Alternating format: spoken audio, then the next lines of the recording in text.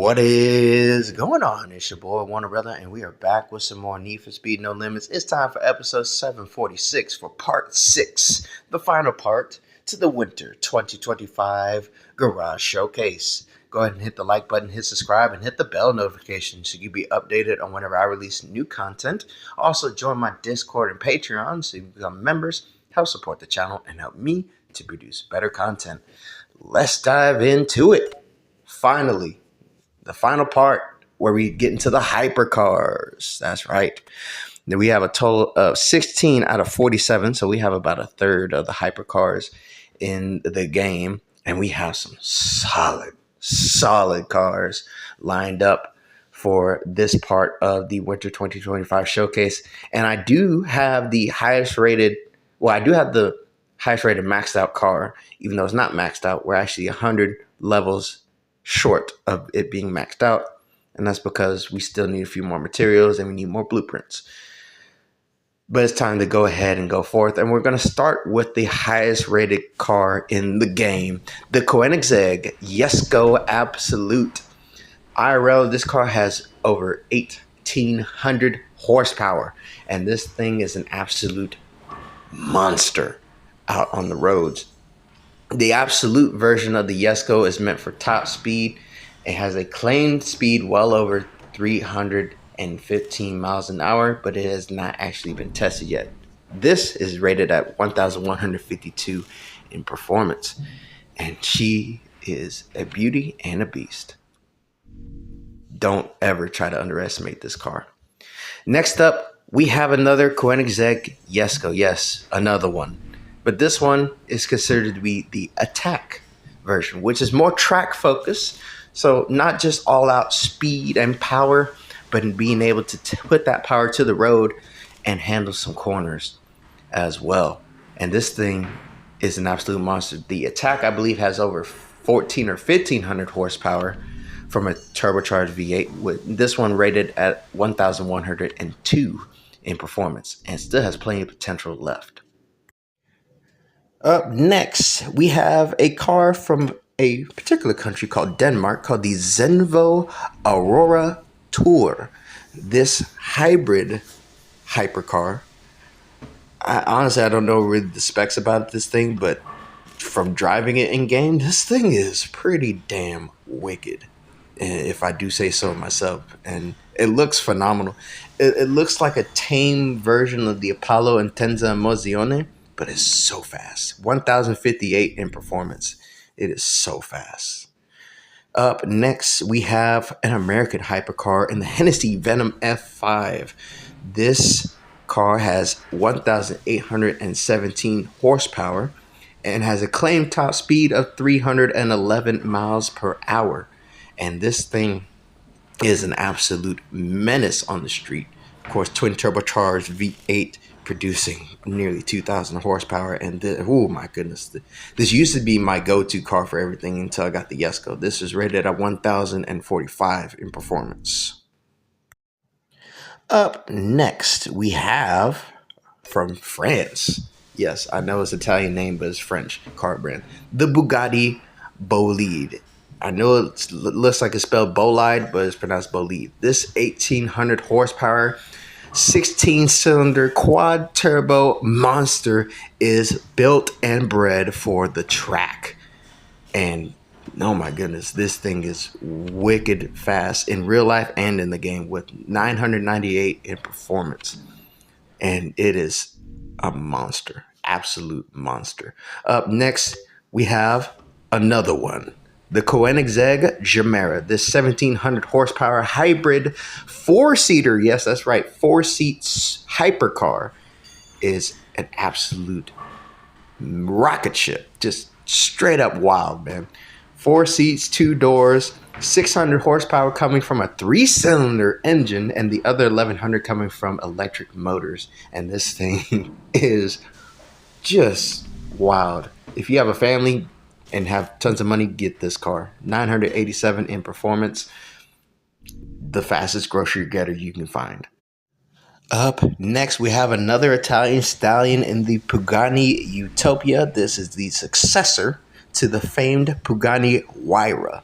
And I don't know the specs about this car, but this thing is very, very beautiful and very, very fast. Oh my goodness.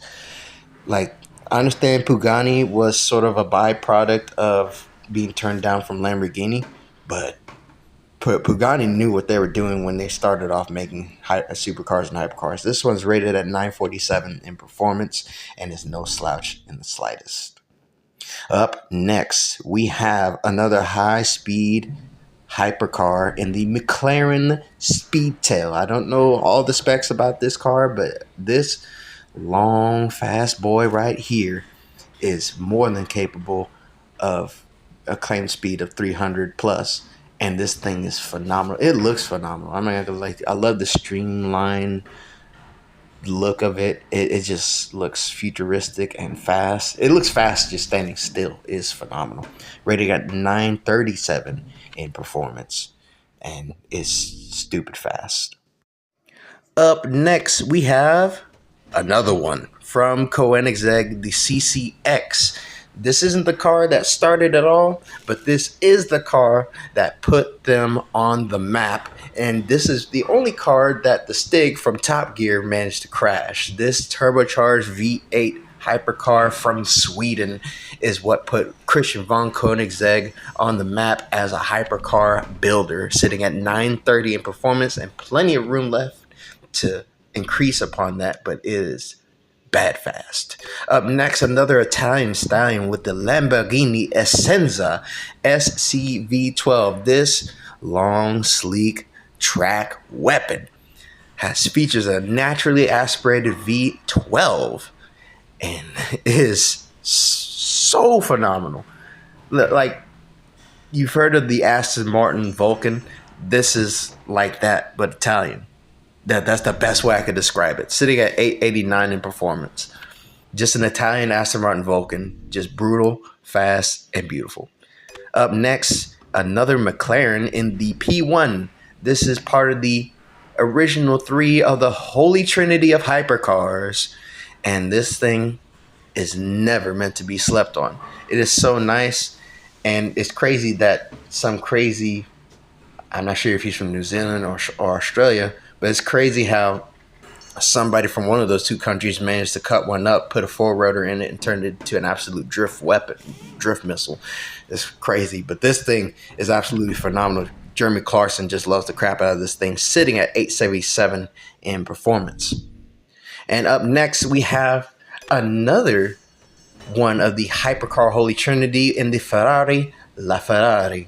And this thing is an absolute menace on the street, so much so that Captain Slow himself, James May, is absolutely raving about it. And fun fact, this is the only one of the three hypercar Holy Trinity that does not have an EV mode. So the electric motors will not power this car on its own. This one sits at 876, directly behind the P1 in performance. Up next, we have another Pagani, this one being the Huayra, which is the predecessor to the Utopia and the successor to the Zonda.